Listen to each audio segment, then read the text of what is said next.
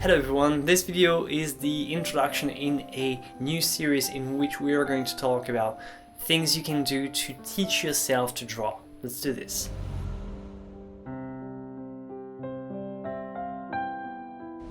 This first video is kind of an introduction into this method. I'm gonna share some things that I've used in the past to learn when I was on my own, or things that I still use today to keep my skills sharp. Since this is the first episode, I'm gonna cover some basic points that you really need to understand well to have a good start and make the best out of your self-education process. First, let's talk about teaching yourself. The thing is, you're not really teaching yourself, not entirely at least, because you're always following an existing method. If you follow one of my tutorials, for example, we can say that I am teaching. Let's say that I bring half of the knowledge and that you're responsible for the other half. The challenge is that I have no way to control and evaluate what you learn. You're on your own, so you're the only one assessing your progression and checking your mistakes. So you're not learning everything from nothing, but you're the only one responsible for choosing the right method. So you need to understand very clearly what drawing method you're following and why it's the best to reach your goal.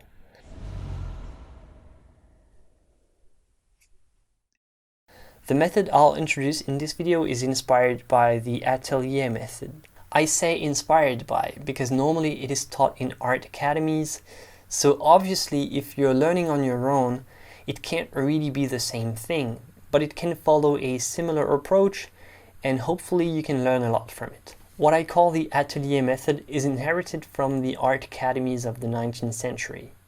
It aims for a realistic style. It allows to create accurate drawing with high level of precision in terms of proportions and values. The goal is to reach excellence and precision in every drawing.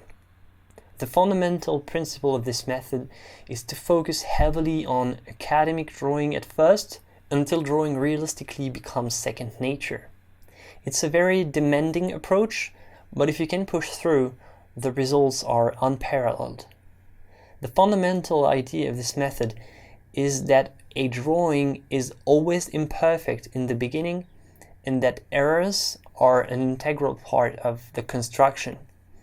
The main idea is to train to accept errors, spot them, and correct them. A drawing can never be perfect with the very first lines. We all make mistakes. And I would say that the only difference between master level and beginner level is that masters spot mistakes immediately and know exactly how to correct them on the spot.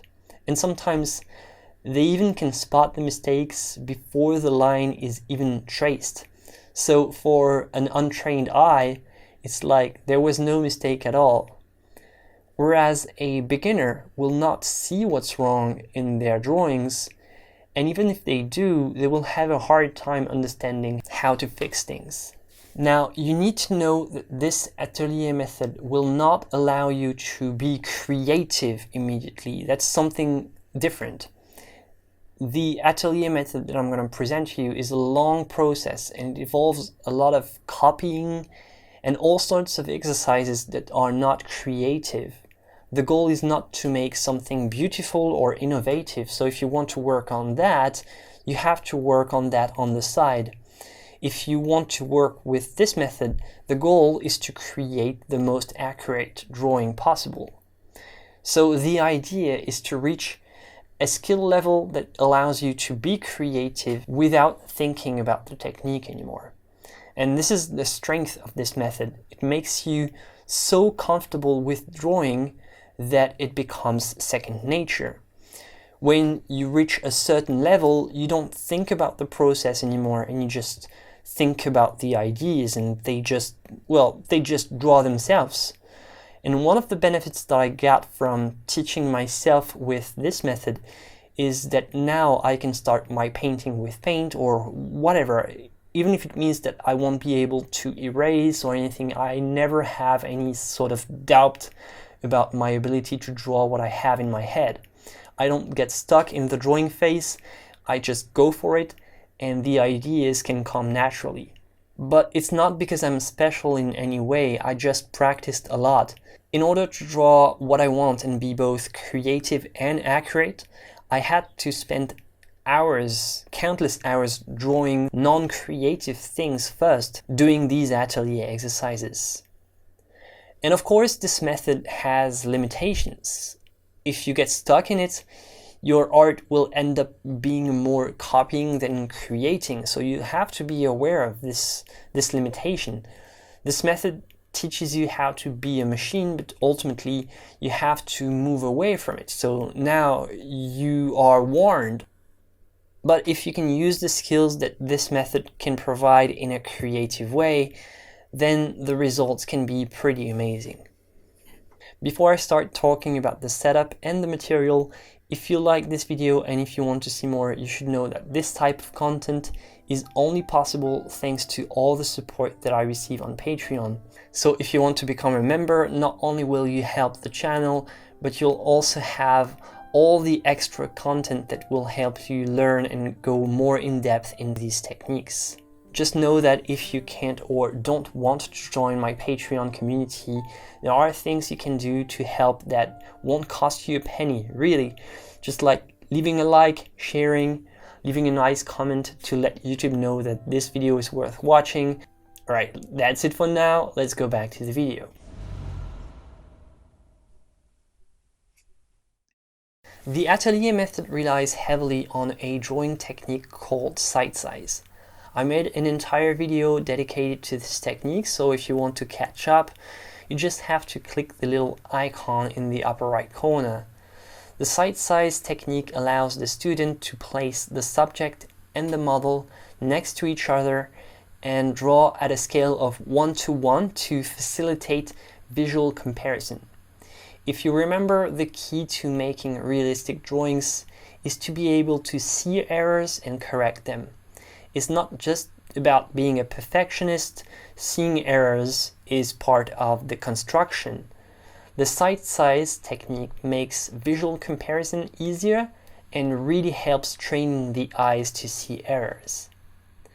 The sight size method can be used with objects in volumes or flat pictures. One very important thing is to have a vertical drawing board and have your model and subject at eye level. This setup reduces the visual distortion your brain has to compensate for when you draw at an angle. It really makes a difference. At first, it might feel strange to draw vertically, but it really helps. Plus, if you ever want to switch to paint someday, you might want to start getting used to the vertical position.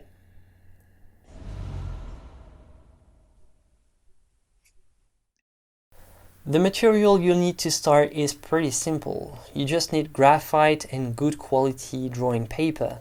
I recommend using well-sharpened pencils. 2H, HB and 2B should allow you to cover a nice range of values. You also need a box cutter and some sandpaper to sharpen the lead. A kneaded eraser, a drawing board, a plumb line, a small mirror, some masking tape and a mole stick or a hand rest that you can do yourself. You'll need more material as you progress, but to start, this is all you need, and you'll find a more descriptive list in the description of this video.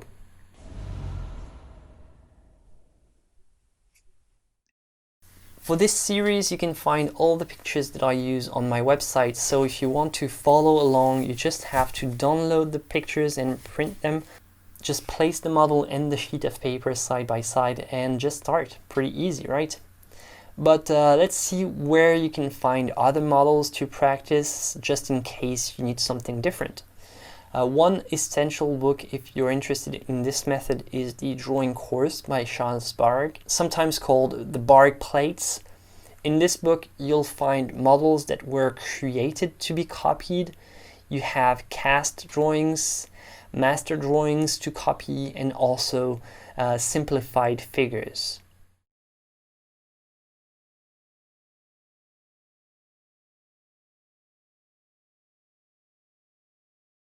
You can find many other examples of drawings to print or even work with pictures that you like and that you want to copy. If you want to use the same approach for paintings and have more accurate colors than maybe your printer is capable of, maybe printing is not the best idea because we don't all have high quality printers. So what you can do is use art magazines or even art books if you're not afraid to cut off the pages. This works really well for paintings because they generally have good quality printing and decent colors.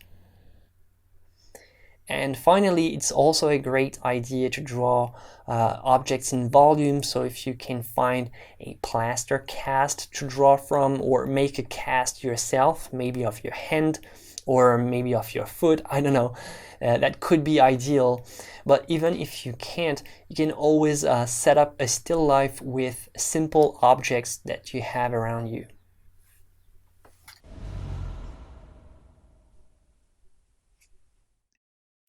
To teach yourself with this method, you'll need some type of discipline, and if you want to make real progress, you'll have to promise yourself not to cheat. Alright, so you've printed the model, you have started drawing, and you've reached the point where you've made mistakes, but you don't know what's wrong exactly. If I was behind your back, I would just say, hey, the eye is too low, I don't know, the left part is too wide, the angle here is not correct, etc. But I can't. So how can you check your errors by yourself? You'll need to follow what I call the perhaps method. And it works like this. Let me explain. 1. Look carefully. Stop drawing and take a moment to really look intensely. 2. Put words on your gut feelings. Try to have a conversation with yourself and put words on your gut feelings. Like, I don't know, it feels like there's something wrong, but I don't know what. So you have to sort of put words on this I don't know what. 3, then comes the perhaps. You have to start questioning the accuracy of your drawing. And I say you have to start questioning and be really hard with yourself and use the perhaps mentality. Like, perhaps the eye is too low. Perhaps the left part is too wide. Perhaps the angle here is not correct. And write them down if it helps. 4, verify with your eyes. You have to start investigating. Is the eye really too low? Is the left part really too wide? Make a back and forth movement with your eyes and try to see if your perhaps is confirmed or not. If you have found the issue with your only eyes, be proud of yourself and stop there. Try to spend as much time checking with your eyes because this is how you learn the most. 5, measure without touching the board. If you're still not sure, or if it's still too hard to know what went wrong, start verifying by measuring with a drawing tool. For instance, use the length of a pencil between your thumb and the tip of the lead, or use a plumb line, etc. And at this point, you don't touch the paper or the drawing board. You try measuring at a distance. Keep your distance.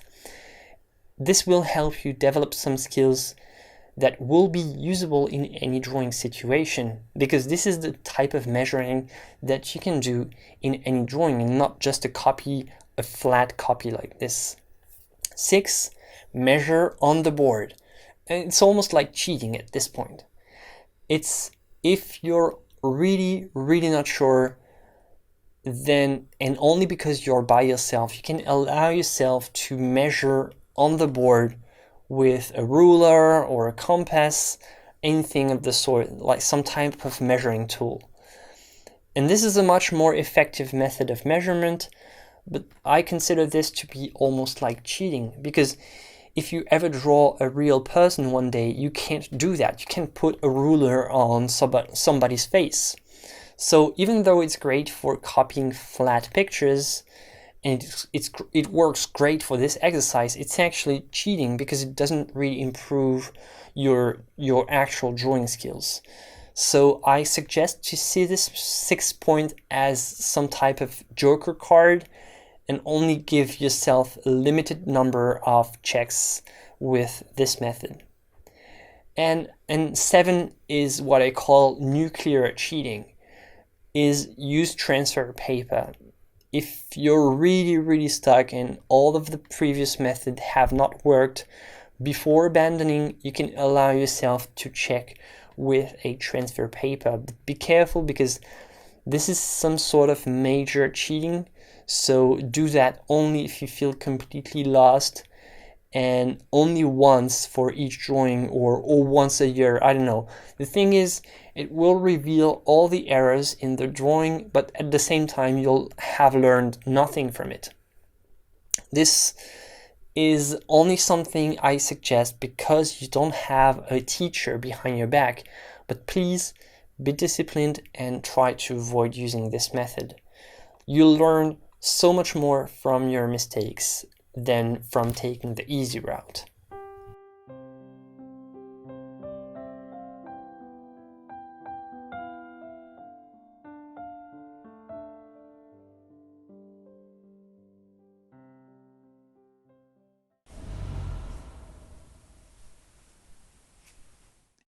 Alright, now the only thing you have to do is go to my website, download the pictures and print them if you have a printer at home, or you can copy them from a computer screen, but I really don't recommend that. You place the model next to your paper on a vertical drawing board and do your best. If you think the model is too hard, you can always find one that's easier. The bar plates are great for that because they have models of progressive difficulty. But the setup and the self-teaching process is always the same, no matter how difficult the drawing. This first episode was more an introduction to this method, and the next one will cover more specific points you can work on. But if you get the right setup and start working with the right mindset to improve as much as possible without the help of an instructor, that's already very promising. I think the most valuable thing you can get from this series of videos is to have the right mindset for being a self-taught artist. 1. Be disciplined and always prioritize what makes you learn the most. If you have a choice between struggling but learning a lot, or taking the easy route but learning nothing, always choose the first one.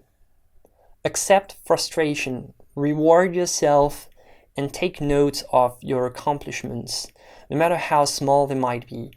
You'll probably see a big learning curve, so you start from zero, so every little improvement at first will seem huge, but soon you'll reach a plateau where the new things you learn are not like crazy different from the previous ones, and this is where you have to be consistent and keep working. So I suggest writing down all the accomplishments along the way so that you don't lose track of where you started. I say write it down, but you can also take pictures, start an Instagram to show your progress, whatever might keep you motivated.